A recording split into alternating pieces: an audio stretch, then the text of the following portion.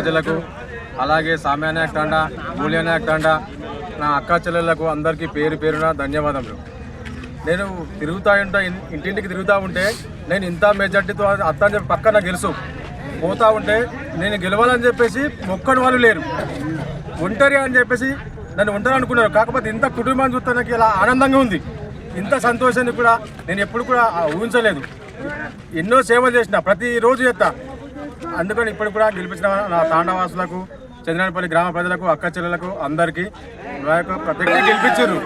వాళ్ళకు నేను చెప్పాను కానీ చేసి చూపిస్తా. నేను ఎట్లంటే ప్రతిరోజు కూడా ఇప్పటికి కూడా నా సొంత పనుల వదిలి కోసం నా ఊరు అంటే చంద్రాయనపల్లి ఇలా చెప్పడానికి నాకు తక్కువనే, ఇంకెంత చెప్పినా తక్కువనే. కానీ ఎక్కడ పోయినా చంద్రాయనపల్లి అంటే ఫస్ట్ గుర్తుకొచ్చేది రఘు.